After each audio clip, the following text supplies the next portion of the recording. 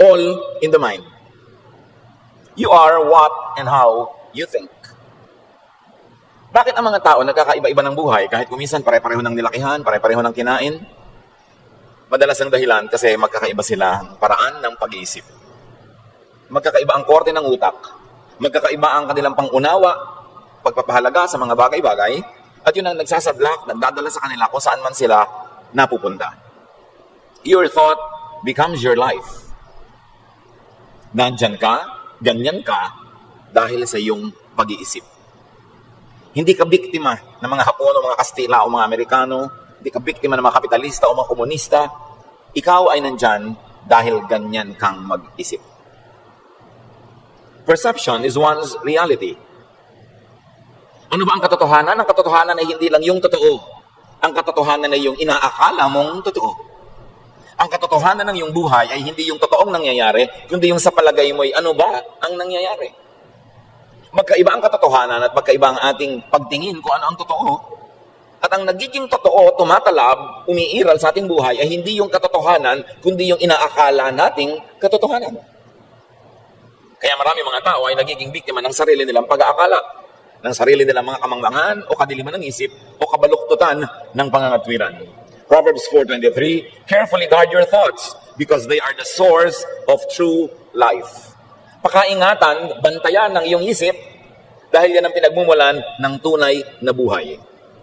Ang buhay natin ay kinukulayan, kinokortehan, tinutugtugan ng paraan ng ating pag-iisip. Kaya ang buhay ng mga seloso, iba sa buhay ng mga hindi seloso. Ang buhay ng mga mapagduda, iba yan sa buhay ng mga mapagtiwala. Ang buhay ng mga madilim ang paningin sa mundo ay iba sa buhay ng maliwanag ang paningin. Iba ang buhay ng mga taong laging nag-iisip ng mga problema, kasakitan, kalungkutan, kaysa dun sa laging masaya ang pag-iisip. You are your thoughts. Researchers have found that our imagination can change our perceptions of reality. At hindi ko na kayo pahihirapan ng mga references ng mga researchers that I'm going to quote today. Pero ang dami-dami mga pananaliksik at sinasabi ng mga resulta ng mga ito na ang ating guni-guni ang bumubuo ng konsepto natin ng katotohanan. So marami sa akala natin katotohanan ay guni-guni. Akala. Your mind can literally play tricks on you by changing illusions into what seems like reality. Kung selosa kayo, nakakita lang kayo ng konting bahid ng kung anong marka sa damit ng asawa nyo, nangalo niya na siya. Yun ang inyong reality. Pagka kayo naman ay mapaniwalain, kitang-kita na niloloko kayo, nagpapaloko pa kayo. Kasi yung paniniwala nyo ay hindi kayo niloloko. Pagka kayo ay mayabang, ang tingin nyo sa lahat ng nagpapakita ng kanilang galing ay tinatalo kayo. Pagka kayo ay mapagduda, ang tingin nyo sa lahat ng tao, kayo niloloko. Pinaglalaroan tayo ng ating isip. And you get to believe your own lies. Ang isang kasinungalingan na alam mo kasinungalingan, ulitin mo, mamaya, yun na ang totoo sa'yo. Hindi na yun kasinungalingan sa iyong pananaw. Kaya yung mga public persons, mga maraming politician na nagsisinungaling, akala nila yun ang katotohanan. Na sila ay mapaglingkod sa bayan, maibigin sa mga tao, bla bla bla. Lagi nila kasi sinasabi. Hindi na mahalaga kung anong totoo. Ang nagiging totoo sa loob ng isip ng tao ay yung pinauulit-ulit niya sa kanyang sarili. Kaya ang advertisement, paulit-ulit. Para pag tumanim sa utak mo, yun na ang totoo. Hindi ka na mabubuhay ng walang soft drink, hindi ka na mabubuhay ng hindi maputi ang labada, hindi ka na mabubuhay pagka ganito, pagka ganon. Kasi paulit-ulit, yun ang nagiging totoo sa paningin mo. And to a large extent, your mind can create reality at a mental level. Merong isang pasyente na dahil sa kanyang religious belief, ayaw niya ng blood transfusion. Nauubos ang kanyang dugo, sa pilitan na siyang binigyan ng blood transfusion with the consent of her mother-in-law. Dahil naniniwala siya na masama ang blood transfusion, hindi tinanggap ng kanyang mga ugat yung dugong isinasalin sa kanya. And needless to say, she died. Nakokontrol ng paniniwala, pati ang ugat ng tao, pati ang pagpasok at paglabas ng dugo, ang paggaling sa sakit at ang paglala ng sakit. Nasa isip. Recent studies suggest that what really affects your outlook on life is the way you perceive reality. Kung ang korte ng iyong mata ay bilog, bilog ang langit. Kung ang korte ng iyong mata ay star, star ang hugis ng langit. Pagka ang kwadro, ang korte ng iyong mata ay rectangle, rectangle ang langit. Ang paningin mo sa mundo ay hindi kung ano yung mundo, kundi kung ano ang pag-iisip mo tungkol dito. Kaya kung kung iniisip mo na mahigpit ang Diyos, malupit ang Diyos, malupit ang Diyos na susundan mo.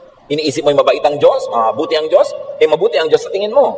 Kaya yung theologizing, yung mga pagtuturo, na lilipat sa isip ng nakikinig, yung korte ng isip ng nagtuturo. Kaya pag napunta ka sa nagtuturo, nagalit ang Diyos sa lahat ng bagay, ayaw ang Diyos sa sumaya ka, nagigilty ka na ngayon pag masaya. Hindi dahil masamang magiging masaya, kundi nakumbinsi mo na ang sarili mo na masamang sumaya, nagigilty ka pag masaya ka. Yun ang reality mo. Proverbs 23:7, for as he thinks in his heart, so is he. Kung paano ka mag-isip, kung anong iyong kalooban, yun ka. Thought is one's reality. Ayon din sa mga researches, pag isinara mo ang iyong mata at kinumbinsi mo ang sarili at nag-concentrate ka na maginaw, giginawin ka.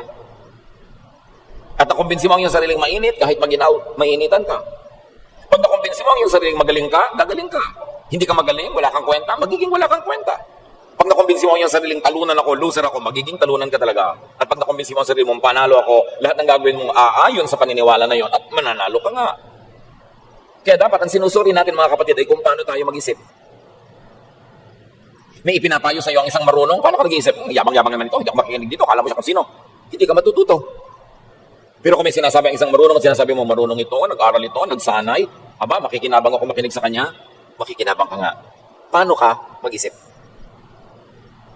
Pag iniisip mo na ang mga bata, hindi dapat sumaya, dapat perfectly clean ang katawan nila, hindi mo sila paglalaroin. At ganoon ang magiging reality mo kung ano ang tunay na ibig sabihin ng kabataan. Pag iniisip mo na ang kabataan ay dapat fast forward sa pagtanda, huwag kang kumilos bata, dapat bata ka pa, asal matanda ka na, ganoon mo itatrato ang mga bata sa iyong paligid. Dapat sinusuri, paano ba ako mag-isip? Psalm 26:2, test my thoughts and find out what I am like. Pag nakumbinsi ang sarili mo na magkakaroon ng end of the world, lagi, everyday, lagi yun ang alam ng utak mo, takot ka everyday. Pag nakumbinsi mo ang isip mo na conservative ang Diyos, mapipilitan ka maging conservative. Ano ang konsepto mo tungkol sa Diyos, tungkol sa bayan, tungkol sa ano ang tama at mali? Ganun ka mabubuhay. At pag nakumbinsi ka ng mga religious teaching na masama ka, makasalanan ka, marumi ka, laging ganun ang paningin mo sa iyong sarili. Ano ang pinapayagan ninyong pumasok sa inyong isip? Pinapayagan niyo ba ang mga basurero na magtapon ng basura sa inyong bakuran? Hindi. Pinapayagan niyo ba ang magnanakaw na pumasok sa inyong bahay? Hindi. Pero bakit natin pinapayagan ng maraming mga maling kaisipan na pumasok sa ating utak? Samantalang yung utak ang sentro ng ating pagkatao, doon nagmumula ang lahat ng ginagawa natin sa ating iniisip. At hindi lang yon, kung anong iniisip mo, yun ang ina-assign mo sa iba. Kaya yung mga tatay na sobrang nang denggoy ng mga babae nung binata pa siya, ang higpit sa mga anak na dalaga kasi iniisip niya lahat ng lalaki sa mundo magdedenggoy pagka mayroong pagkakataon. Yung mga babae na sobrang kumirengkeng nung araw, akala nila lahat ng babae kikirengkeng, kaya dududa sila sa lahat ng babae sa mundo. Kung ano ka, ina-assign mo yun sa iba. Kaya ang sabi nila, ang magnanakaw ay galit sa kapwa magnanakaw. Kaya kung mapangloko ka, iniisip mo lagi, niloloko ka ng lahat ng tao. Ngayon, kung hindi ka naman mapangloko, iniisip mo walang manloloko, kaya naloloko ka. Yung ay mga sobrang bababait, hindi naman siguro, bait siguro naman yung tao, ninanakawan na nga, hindi naman siguro. Kasi hindi siya magnanakaw. Kaya ina-assign niya sa iba na, hindi rin magnanakaw yung mga yon, kasi ganun ako. Ina-assign natin ang ating sarili sa iba. Kaya kung paano ka mag-isip tungkol sa kapwa, isang salamin yon kung sino ka. We can project our thoughts in the minds of other people. Kung ano iniisip natin, iniisip natin na, yun din ang iniisip ng ating kapwa. Kaya marami sinasabihan mo ko na, good morning, mangungutang ka, no? Yung kasi pag nag-good morning tayo, may masama tayong balak sa kapwa. So pag may nag-good morning sa atin, iniisip natin, may masamang balak din sila. Proverbs 27:19, you see your face in a mirror and your thoughts in the mind of others. Kung paano daw nakikita mo ang mukha mo sa salamin, pag nananalamin ka, ganun din mo nakikita ang sarili mo sa mukha ng iba. Hindi mo sila nakikita, ang nakikita mo, sarili mo rin. Kaya kung manloloko ka, iniisip mo, manloloko ang lahat. Kung mabait ka, iniisip mo rin, mabait ang lahat. May advantage, may disadvantage. Pag hindi natin sinuri kung paano tayo mag-isip. Thought power is the key to creating your reality. Pag marami ang iyong buhay, marami ang iyong isip, marami rin ang tingin mo sa kapwa. Pero pag mabait ka, mabuti, normally ang tingin mo rin sa iba, mabait at mayroong likas na kabutihan. To control your destiny, para makontrol mo kung saan ka pupunta sa buhay, you must learn to control the nature of your dominant, habitual thoughts. Dahil kung paano ka mag-isip, ayun ang yung magiging buhay, dapat kontrolan mo ang pag-iisip mo at dalhin mo doon sa gusto mong buhay. At yung kadalasan ay paraan ng iyong pag-iisip, yun ang pupuntahan ng iyong buhay. Kung negative ka mag-isip, magiging negative ang buhay mo. Kung lagi ka na lamang na madilim ang isip, madilim ang paningin sa mundo, magiging madilim ang buhay mo. Paano ka mag-isip? You can attract into your life that which you intend to have and experience by thinking about it. Marami ng researchers na nagpatunay niyan. Your thought is a magnet in reverse. It attracts its own kind. Nakita nyo? Drug user ka. Tatatlong minuto ka pa lang sa kabanatuan, may kabarkada ka ng drug user doon. Nakilala mo na agad. Kung ano yung bisyo mo, kalula, pupunta pa lang sa isang lugar, nakahanap ka na ng mga kapwa. Nagtitipon-tipon kayo, nagkakakilala kayo agad. Sa isang tikwas ng mata, sa isang kurap ng talukap ng mata, nagkakakita-kita na yung magkakagrupo because you think alike. And you attract each other. Yung magnet, you attract your opposite. Pero sa thinking, you attract yung kamukha mo. Kaya mag-grupo-grupo kayo agad. Ang mga chismosa, wala pang 1 second na nasa loob ng isang bulwagan, magkakakilala na agad. At may chinichismis na yan agad. Sa isang talsik lang ng mata, nakakilala na. Chismosa ka rin, halika dito. Chismisan natin itong isang babaeng naka-orange. Ang bilis. Yung mga babaero, ganun din lahat. Kasi ang mga utak natin, kahit hindi kumikibo ang ating bibig, nag-uusap-usap yan. Birds of a feather flock together. Now, thought creates and changes body chemistry, electricity, and kinetics. Even the mechanism of the body, nai-impluwensya ng pag-iisip. Yan sinasabi nila, mind over matter, faith over obstacles. Kung paano ka mag-isip, naapektuhan ang iyong katawan, ang iyong blood pressure, ang iyong body electricity. Kaya kung lagi mong iniisip na may sakit ka, talagang magkakasakit-sakit-sakit ka. Ngayon, may sakit ka, pero lagi mong iniisip yung maganda, yung mabuti, yung pampalusog, lulusog ka. Kasi ang nasusunod, hindi ang katawan, ang isip. Nakita yung sinasabi ko sa inyo, totoong example sa buhay, hindi pumasok ang dugo sa ugat niya. Hindi na kaya ng siyensya na papasukin sa ugat niya yung dugo. Kasi ang lakas ng isip niya. So kung lagi ka rin nakalugmok, patamlay, kasi iniisip mo. Ayaw mo ng kalagayan mo ngayon, palitan mo ang pag-iisip mo. Kung meron kang gustong palitan sa buhay, una ang papalitan mo, paano ka mag-isip. Lagi ka na lang walang pera. Palitan mo ang pag-iisip. Kasi kaya ka lagi walang pera, pag nagkapera ka, ang iniisip mo, gumasta. Yung mga nagkakapera, pag nagkapera, ipinupuhunan, ininenegosyo o itinatabi nila. Kaya may pera sila. Kaya pag lagi kang walang pera, kasalanan mo yan, ganyan ka mag-isip. Yung nagkakapera naman, ganun sila kasi mag-isip. Uuwi sa probinsya, makakita sila ng marami mga baon na sinisilamban lang doon. Uy, uling ito, pwede ko itong inegosyo. So pagpunta niya sa probinsya, kukunin niya yung mga uling, dadalhin niya sa city, ibebenta niya. Mamimili naman siya doon ng mga murang mga damit-damit, dadalhin niya sa probinsya.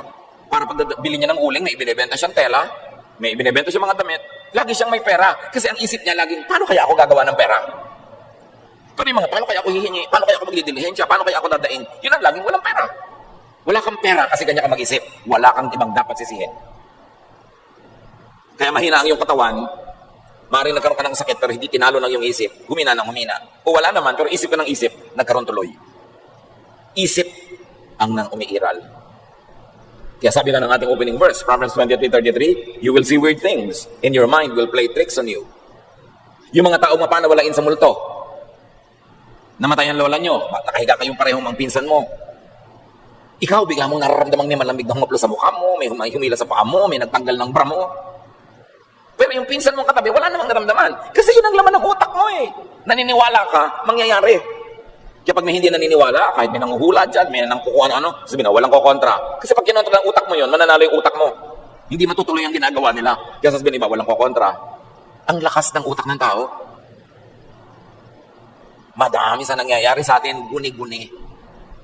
Bakit sa mga bahay, kahit sa Maynila, ang lagi nakakakita ng multo, yung kanilang mga kasambahay na galing sa probinsya, pero may-ari ng bahay, wala nakikita. Kasi yung mga galing sa probinsya, nang laging araw-araw, lumaki na multo ang iniisip, multo ang pinag-uusapan, kaya kahit na kurtina lang yung gumalaw, nakakakita ng multo. Laman kasi ng utak. The mind could be twisted and corrupted by stimuli, by perception. Ecclesiastes 7:29, I did learn one thing. We were completely honest when God created us, but now we have twisted minds. Nababaluktot ang isip. Depende kung sino laging kausap, sino laging pinapakinggan. Pagka inggitera ang kausap mo, mamaya magiging inggitera ka na rin. Pinag-iingatan kung sinong pinapakinggan. Kasi naglalagay sila ng content ng ating utak. The mind could be intoxicated and confused. Kita niyo yung taong matino pag nalasing, kung ano nang ginagawa. O kaya, pag kumain, mayroong biglang aantokin na, wala na siyang pakialam sa mundo. Kasi yung chemical sa pumapasok sa ating katawan, sumasama sa ating dugo, naapektuhan ang ating pag-iisip. Kaya yung mga mahiyain, pag nalasing, kumakapal. Yung mga hindi makapagsalita pag nalasing, bigla ko ano nang sinasabi. Kasi nakokontrol ng chemicals ang kanilang utak. So ganun yun. Yung utak mo, nakokontrol niya yung blood chemistry mo, kaya kahit na hindi ka kumakain ng asukal, pagka na-stress ka, tumataas ang blood sugar. Pero baliktad din, kung ano rin yung nasa blood mo, makaka-apekto din sa utak mo. Kita nyo ginagawa ng mga tao, mga addict, yung mga under the influence of drugs. Pati 95-year-old lola, ginagahasa. Tapos pagka na bumalik sa katinoan, ay nagsisisi. Kasi iniiba tayo ng chemistry ng blood. Kaya yung mga sobrang nalulungkot, binibigyan ng antidepressant, upper, para sumaya. Yung sobrang active, binibigyan ng mga downers, para medyo kumalma. Iniiba ang blood chemistry. But our mind can change our blood chemistry just by thinking. The mind could be a source of comfort or torture. Kaya kung ikay matatakotin, lagi kang takot. Yung mga hindi matatakotin, hindi takot. Katulad ng sinasabi ko na magpinsan na nakahiga, isa takot sa multo, isa hindi. Mahibig ang tulog ng hindi takot, yung takot, mapakababaw ng tulog. Kasi ganun siya mag-isip. Ano-ano ba ang pinapasok nating iniideya sa utak ng mga tao, lalo ng bata? Paano natin pinapalaki ang bata? Kasi ang bata, blanco yung utak niya, pero pag tinuruan mo siyang maging racist, maliit ang pagtingin niya sa ganitong tao, ganitong lahi. Pag tinuruan mo siya na maging masyadong dogmatic sa inyong religion, masama na ang tingin niya sa lahat ng ibang religious congregations. Anong inilalaman natin sa isip ng mga tao? Yung mga tao, marami, alam nyo, tortured. Kasi nung bata sila na-torture, nagugulpi, pinapabayaan, hindi minamahal, pinipintasan, nabubuli. Yun ang laman ng utak nila. Kaya buong buhay, tortured sila. May inferiority feelings, overly shy, galit sa mundo, may bitterness. Kaya ang gamot lang doon palitan ang laman ng utak. Kung puro negative at laso nang pumasok sa isip mo ng bata ka, dapat ngayon palitan mo yan ng laman. Ma-detox yung utak mo para ka gumaling. Pero kung lagi na lang nung bata ako, kawawa ako, nung bata ako, mahirap lang kami, nung bata ako, ganito kami, hindi mo pinalitan yung kaiisip na yon, hindi aalis sa'yo ang mga mapapait na gunita. Magiging mapait ang paningin mo sa buong buhay. Ang lahat ay nasa pag-iisip. The mind could be a source of comfort or torture, of hope or hopelessness, of trust or doubt, of faith or unbelief, of feelings or non-feelings. The mind could be straightened, cleansed, and renewed. Pwedeng linisin, ituwid, liwanagan ng isip. Kahit ano pang pinagdaanan nito. 2 Corinthians 5:17, kaya't kung nakipag-isa ka na kay Kristo, ang isang tao, isa na siyang bagong nilalang. Wala na ang dati niyang pagkatao. Sa halip, ito'y napalitan na ng bago. Pero hindi magic yun. Na tinanggap mo si Jesus, naging iba ka na. Nung tinanggap mo si Jesus, nagbukas ka ng pinto ng isip mo para sa mga isiping maka-Jesus. So habang sumusunod ka sa katuruan ni Jesus, pinapairal mo to sa iyong buhay, progressively nababago ang iyong pag-iisip. And progressively nababago ang iyong buhay.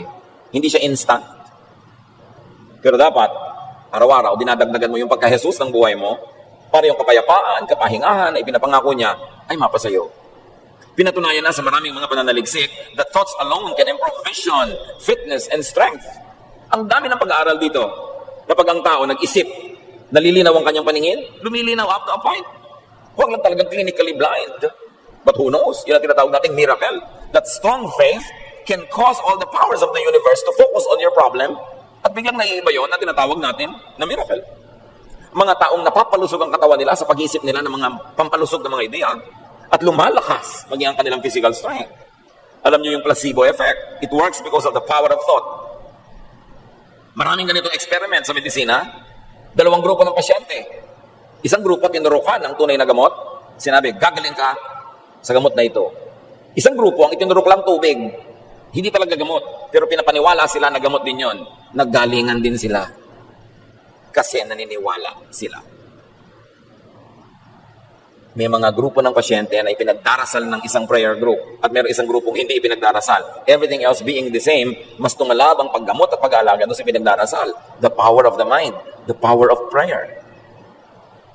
na pag napakalakas ang iyong pananalig, may kapangyarihan ang iyong isip, lumalabas sa iyong bungo ang lakas na yon, nakakarating doon sa gusto mong pagkukulan ng lakas na yon. Kabangha-bangha.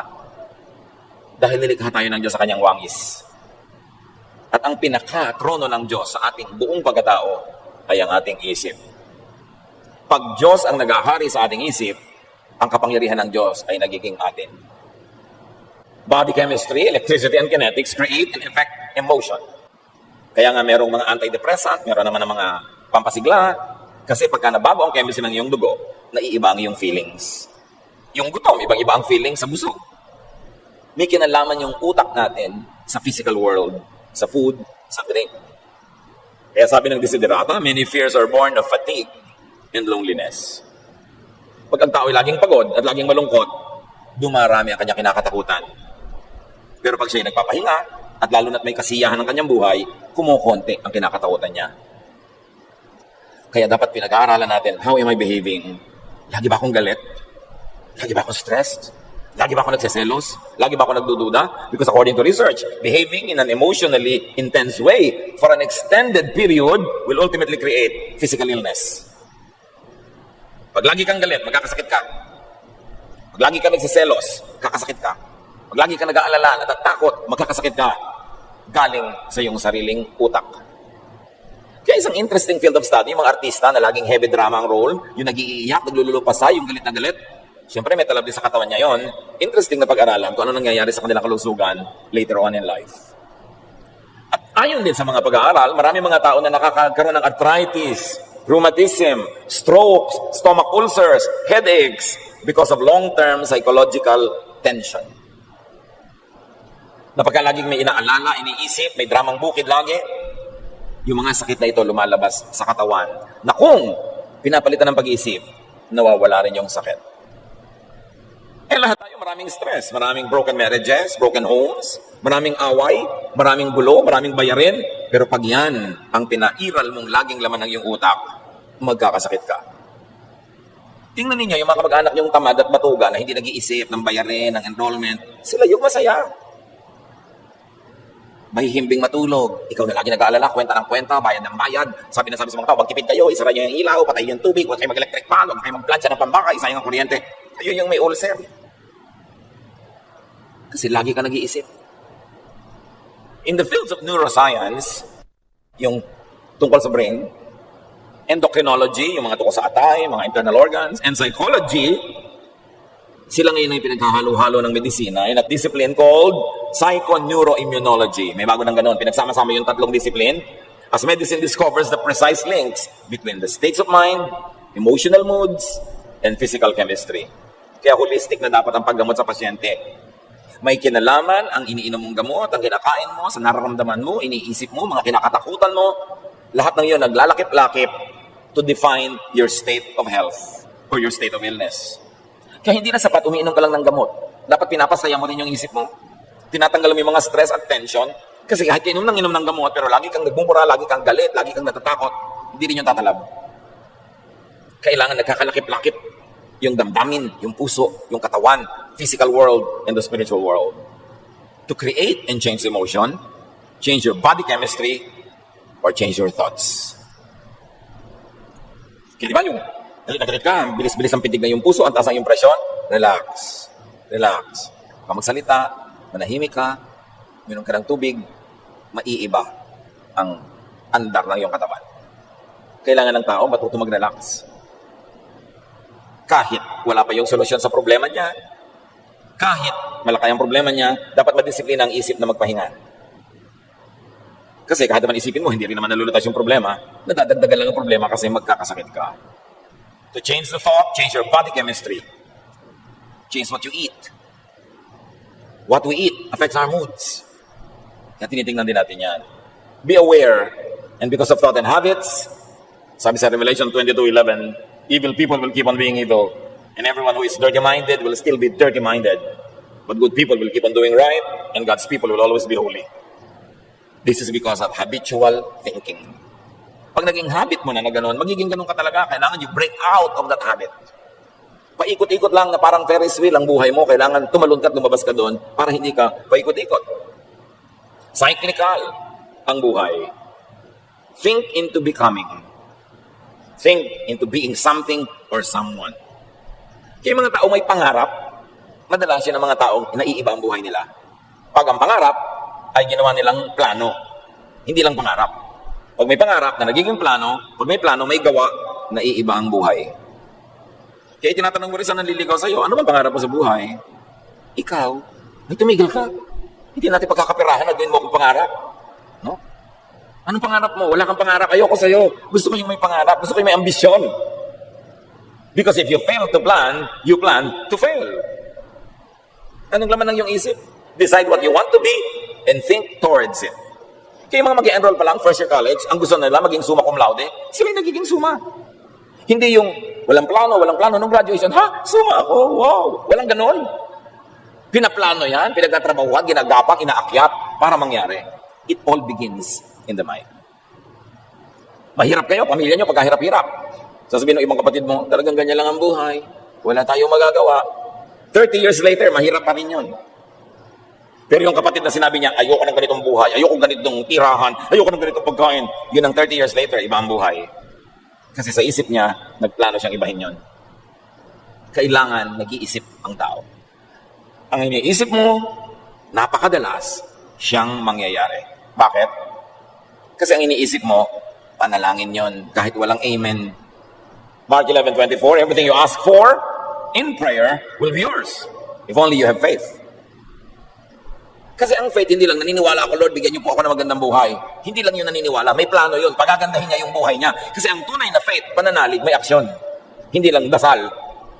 So kung tunay ka nagdarasal, Lord, gawin niyo po ako. Gusto ko mag-graduate sa board. Gusto ko pong makatapos ng ganito. Gusto ko pong makapagtanim ng 5 hektaryang pinyahan. Siyempre, may gagawin ka. Kasi naniniwala kang yun ang maganda para sa'yo. Faith without action is dead. Kaya ang sabi, pag ipinanalangin mo at naniniwala ka, matutupad. Hindi magic. Kasi ang paniniwala mo ay magbubunsod sa'yo para gawin ang lahat ng tamang dapat na hakbang para mangyari yung ipinanalangin mo. May kapangyarihan ang panalangin at tunay na paniniwala. Kaya baliwala yung prayer na hindi ka naman naniniwala, pray ka pa ng pray. O ba't ka nag-pray na gumaling ka, naniniwala ka ba? Hindi, malay mo rin mangyari. Wala mangyayari doon. Kailangan kumbinsido ka sa loob ng iyong isip. Kaya yung mga tao na naka-accomplish, umahon sa lusak, na-improve ang buhay, napaganda ang lahat, naniwala yun na pwede niyang magawa yun at gumawa siya ng mga tamang hakbang para gawin yun. Pero yung mga tao walang pagbabago sa buhay nila, yung mag-asawa na kakakasal pa lang, 1 linggo, away na ng away, after 1 month, away ng away, 1 taon, away ng away, 10 years, 20 years, 30 years, 40 years, away ng away. Wala naman kasi sila iniisip na baguhin ang utak nila eh. Yung siloso pa rin, yung tamad pa rin, yung palaaway pa rin. So away sila ng away kasi wala silang binabago. Kung ayaw mo ng buhay mo ngayon, baguhin mo ang pag-iisip mo tungkol dyan at yan ang simula ng pagbabago. Hindi pwedeng parang lumaglag mula sa langit ang pagbabago. Walang ganon. Pinagtatrabahuhan ang pagbabago. Kaya ang utak natin na mahalaga. Kaya yung matalino na sa likas, nag-aral pa na nag-aral, nakipag-usap pa sa marami mga matalino, nag-observe ng nag-observe, patalino. Maiiwan nun kahit mga kaibigan, kamag-anak, kapatid, na hindi aral ng aral at hindi masyadong hasa ng kanilang karunungan. Maiiwan lahat. Kasi yung utak patalino yan ang patalino habang pinapatalino mo at pabobo ng pabobo habang pinapabobo mo. So sino mga kausap mo, mga bubing ba o mga matalino? Huwag ka magtaka. Pag nakikipag-usap ka dapat sa mga hindi matalino, it's only out of charity but not for amusement or enjoyment. Kasi pag enjoy ka na makausap mo yung hangal, magkakanda-hangal-hangal ka sa buhay. Kaya pagtanda mo, walang nangyari. At yung mga taong walang nangyari, 5 years ago, 10 years ago, 15 years ago, pag nakita mo yung pa rin ang utak, wala man lang nakausap na matino yun. Wala man lang nabasang matinong libro, napanood na matinong show. Wala. Kaya yun pa rin at yun ang utak. Nakulong ang utak. Choose what to hear, what to listen to, and what to tell yourself. Pipiliin mo kung sino pinapakinggan, anong nakikita, at kung ano ang sinasabi ng utak mo sa sarili mo. Anong sinasabi ng utak mo sa sarili mo? Kawawa ka. Dapat kawawa ka ng mga tao. Dapat tulungan ka nila. Dapat bigyan ka nila kasi kawawa ka. Magiging pulubi ka. Pero pag sinasabi mo sa utak mo na, hindi ako aasa ng aasa kahit binibigyan nila ako, tinutulungan nila ako, gagawa ako ng paraan, maghahanap buhay ako, magiging independent ka. Ano ang sinasabi mo sa sarili mo? Kasi yun ang gagawin mo eh. Ecclesiastes 7:21, do not pay attention to every word people say. Pinipili mo ang pinapakinggan. At nakikinig ka na, may salaan pa yung tenga mo para mayroong pinapapasok at mayroong hindi. Pag ang lagi mong kausap ay kakampi mo, Yung kamukha mo ng pananalig, pareho kayo ng kagalit, pareho kayo ng kaaway, anong gagawin nyo sa isa't isa? Ilulubog nyo ang isa't isa. Kasi wala nagbibigay ng balance. Dapat nakikinig ka rin dun sa, huwag ka na magalit doon, baka naman mali ang iniisip mo tungkol sa kanya. Ngayon sa kanya ka nagalit. No, dapat nakikinig ka sa ganun. Hindi kampi ng kampi sa'yo, kahit ano na lang, lagi mong kakampi. Walang maitutulong sa'yo yan. Hindi ka tatalino. Pag lagi ka kinakampihan. If the mind can be used to heal, it can also be used to kill. Di ba may placebo effect? Yung hindi naman gamot, pero pinapaniwala kang gamot, tumatalab sa'yo. Meron namang nocebo. Yung gamot na, pero pinaniniwala ka, hindi pa rin yung tatalab. So, hindi pa rin yung tatalab kahit gamot yun. Negative beliefs or negative expectations can kill. Yung ginagawa ka na ng mabuti, sabi mo, hindi naman mabuti yan. Yung meron ka na gamot, hindi naman ito tatalab. Ayaw ka naman ito. Hindi mo dapat asahan na tatalab ka. Kasi yung madilim ang paningin sa mundo, tatampa ka ng mundo ng kadiliman. Kung anong iniisip mo, yun ang ibibigay sa iyo ng mundo. Importante na maunawa natin ang kapangyarihan ng isip. Research shows that thoughts are capable of affecting everything, from the simplest machines to the most complex living beings. Merong talab ang isip sa ibang bagay outside of your brain. And the informed could always suspect an evil spirit. Lagi na lang na, ay, may evil spirit, may evil spirit. Yan ang laging tinatakbuhan ng mga laging evil spirit. Bagamat mayroong totoong evil spirit, pero ang konti-konti ng totoong evil spirit na nangyayari sa paligid, may dahilan yon, may reason yon, may science yon, kung aalamin mo. Kaya yung telekinesis, yung research na napapagalaw ng isang tao, halimbawa yung baso na malayo sa kanya, yung mga mangmang sasabihin agad, evil spirit, demons. No. This wonderful study about the human brain is giving us a lot of proofs that the mind can move even physical things. Eh, di ba ganyan ang mga himala sa Bible? Pag sinabi ng propeta, hindi ulan ng 7 taon, hindi nga umulan, ang lakas naman ng isip nun, na in religious parlance, you call faith. Ang lakas ng faith. Pag sinabi ni Jesus na bumangon ka dyan, bumabangon nga pati patay. Ang lakas ng isip. Na ang lakas ng pananalig. Hindi demonyo yon. Huwag kayo laging natatakot sa puro na lang demonyo. Pag kami hindi tayo alam, demonyo. Science could be God's last prophet. Nakikita natin yung mga wonderful works of God in nature through scientific research. Every thought we have is tangible energy with the power to affect even the physical world. At napapatunayan na yan, tulad ng paulit-ulit kong binabanggit na ayaw niyang tanggapin yung dugo na ipinapasok sa kanyang ugat, hindi talaga pumasok.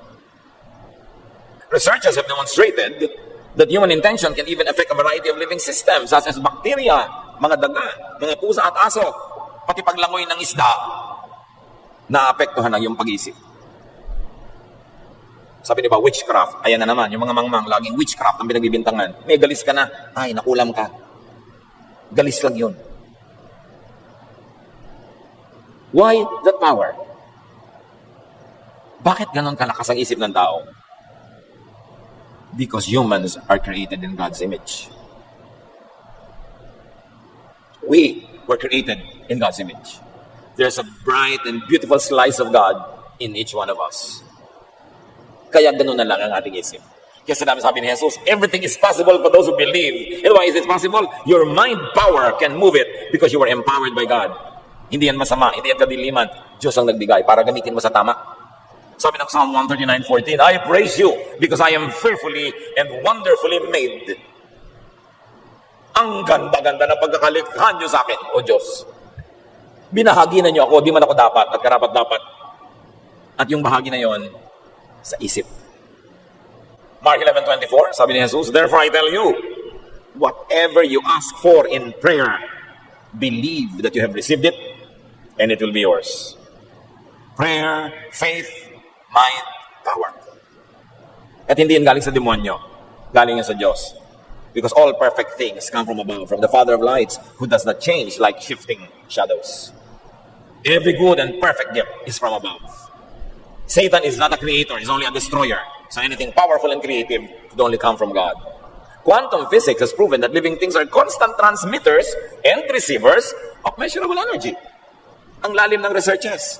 Na bawat living thing may energy and they're connected, interconnected. Kaya yung mga iba, napapatunayan nila na lalong lumulusog ang halaman pag kinakausap. Pag pinupuri, pag minamahal. Pati tubig, kinakausap. Because there's a life in it. At hindi yun witchcraft, hindi dapat nabubuhay ka sa takot. Because God has infused His power in everything that He has created. Kaya tayo interconnected eh. May connection tayong lahat. Yung mga tao na mapag-alaga ng mga halaman, who knows? Kung yung mga halaman, inaalagaan din sila bilang ganti. Ang mga isipin daw, thoughts, are bundles of electromagnetic energy.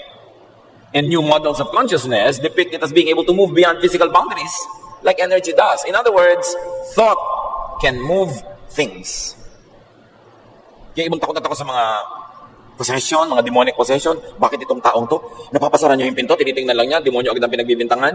Because there are people who are very, very, very tortured inside of them, full of negative energy, full of anger, full of pain, full of sorrow and bitterness, that their thoughts could close doors and scare people and hurt people because they are full of negative energy.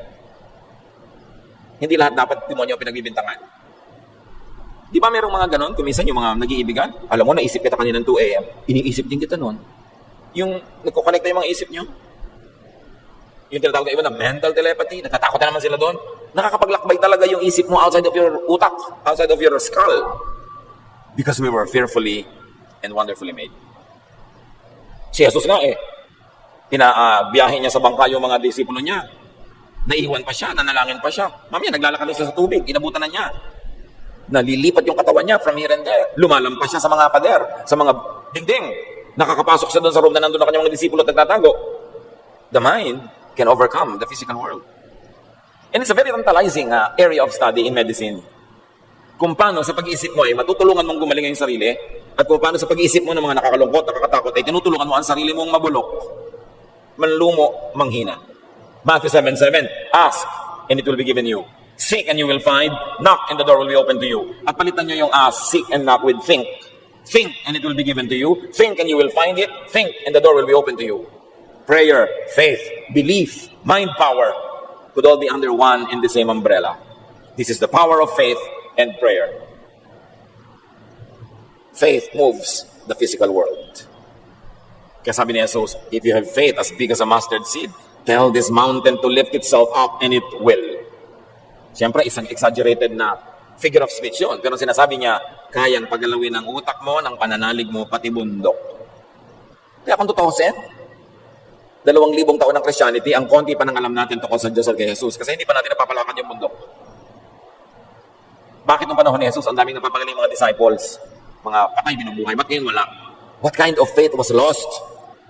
What did they know then that we don't know about now? That the power available to them then no longer seems to be seen anywhere near us now. Yun ang dapat nating balikan. The power of faith, which is the power of prayer, which is the power of the mind. Control thoughts to control emotions. Kaya yung mga tao na napipigil ang kanilang isip, napipigil din nila ang kanilang emosyon. Kahit nalulungkot, hindi sila naglulupasay kasi sa isip pa lang, kinokontrol na nila. Merong mga byuda na bukas, libing ng asawa ko, kokontrolin ko ang aking isip. Hindi ako maglulupasay, hindi ako magngangangal ng sobra kasi mga anak ko, kasi mga tao. So, bukas, ganun ang behavior nila. Pero pag wala kang ganung plano, minsan kung ano-ano ang pinaggagawa mo. Kaya dapat lagi natin iniisip ang Diyos. Para yung Diyos ang nakatira sa ating isip at hindi kung ano-ano. Psalm 63:6, I think about you before I go to sleep and my thoughts turn to you during the night. Ano ang iniisip nyo bago kayo matulog? Siyempre, yun ang mapapagnipan nyo. Meron matutulog na lang, nanonood pa ng horror. Matutulog na lang, magbabasa pa naman kung ano-anong comment sa Facebook na siya ay minumura, pinapagalitan, iniinis. Bakit mo tatambakan ng laso ng isip mo ay matutulog ka na? Gusto mo yun, ang baon mo buong gabi. Sabi niya, my thoughts turn to you during the night. Siya ang dapat isipin. Think of God often. Let God dwell in your mind. Your mind, your thought, is the temple of God. God does not live in temples made by man. God does not live in temples of stone or steel or wood or gold. God lives and dwells in the mind of the believer. This thing you have between your two ears is the temple of God. Your mind. Kaya dapat Diyos ang naghahari sa isip. Diyos ang laman ng isip. Diyos ang sinusunod ng isip. Ask God to reveal God to you and godlessness as well. Romans 12:2, let God change the way you think. Then you will know how to do everything that is good and pleasing to Him.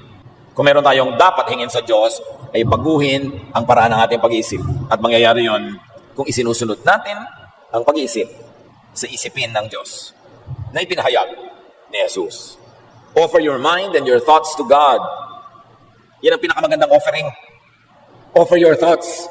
May iniisip ka ba lang, sasabihin mo na, ganito ba ang Diyos na gusto ng Diyos na isipin ko? Kung hindi, titingilan ko ng isipin. Dapat, pinapalayas nyo yung mga isipin na hindi dapat nasa loob ng isip. Let God dwell in your mind, not the devil.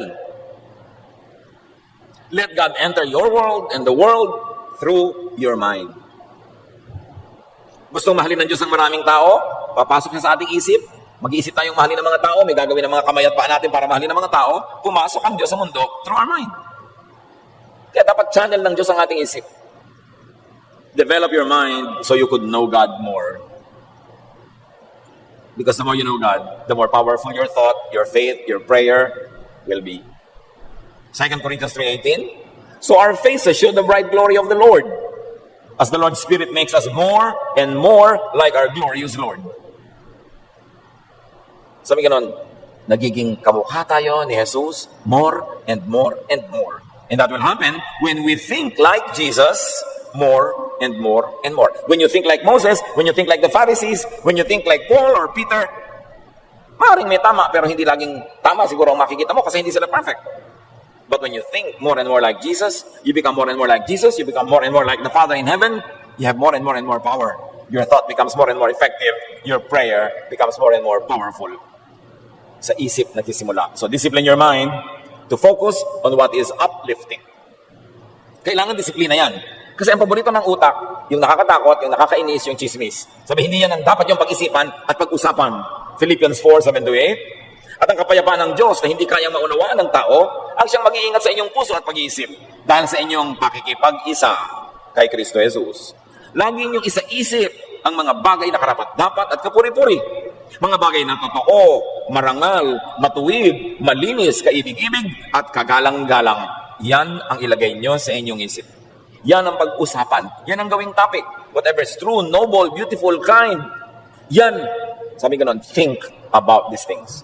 Because as you think, you become. Kung ang pinag-uusapan nyo ay kapangitan, papangit din kayo. Nakakagulo? Gugulo kayo.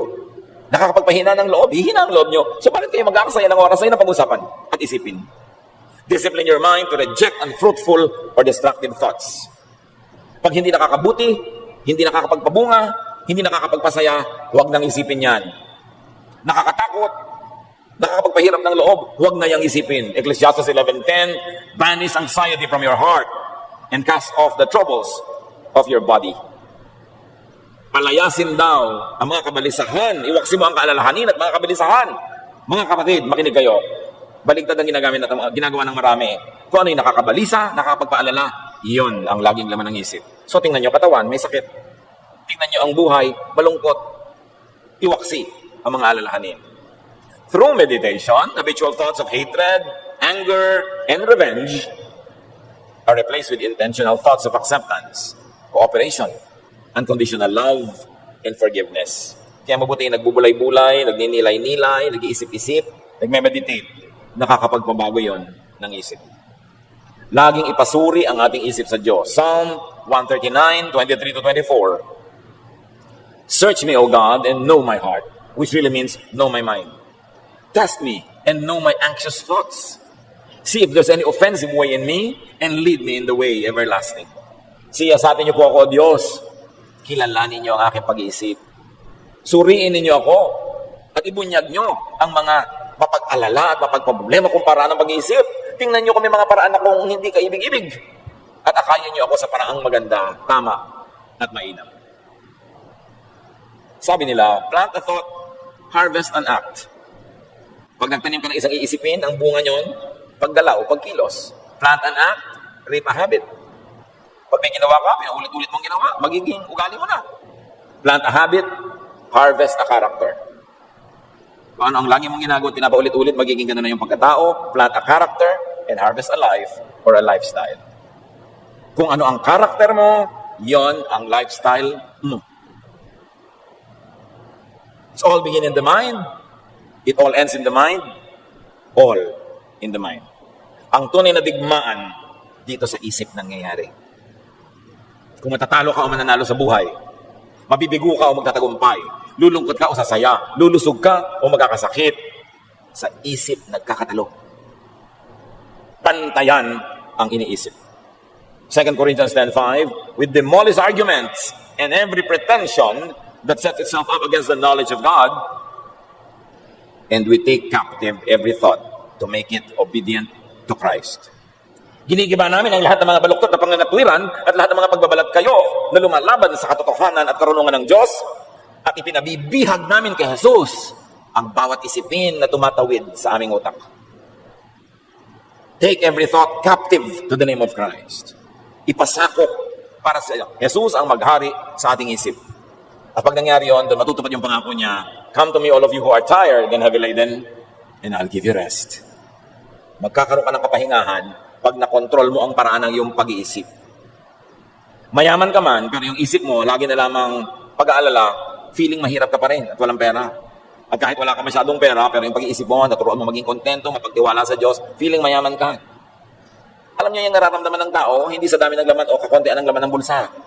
Nasa laman ng utak. Nasa utak kung sasaya ang marriage niyo o hindi. Nasa utak kung magiging maganda ang buhay niyo sa pamilya niyo o hindi. Nasa utak kung uunlad ka o hindi. It's all in the mind. Dear Lord, teach us to surrender every thought to the name of Jesus. Naunay kilalanin namin talaga ang iyong anak na si Jesus para maisunod namin sa kanya ang paraan namin pag-iisip. Siya sa atin mo ang pag-iisip namin ngayon, O Diyos. Kung meron dito mga kapatid na lagi nag-iisip ng nakakatakot, nakakalungkot, nakakapagpawala ng gana, turuan niyo kaming baguhin ang aming pag-iisip. Maging positive, maging peaceful, maging loving. Pagbulay-bulayan natin mga kapatid sa mandali, huwag pagmadalian, pag-isipan kung ano ang kahulugan ng lahat ng ito sa ating buhay at paano tayo mapagpapala ng Diyos sa pagkilala sa katotohanan na ang isip ay ipabihag kay Jesus, hindi sa iba. Lord, as your people ponder the meaning of these words, give us wisdom so that we may apply this in our daily life. Mapag-isa, makipagniig kasama ang Panginoong Diyos.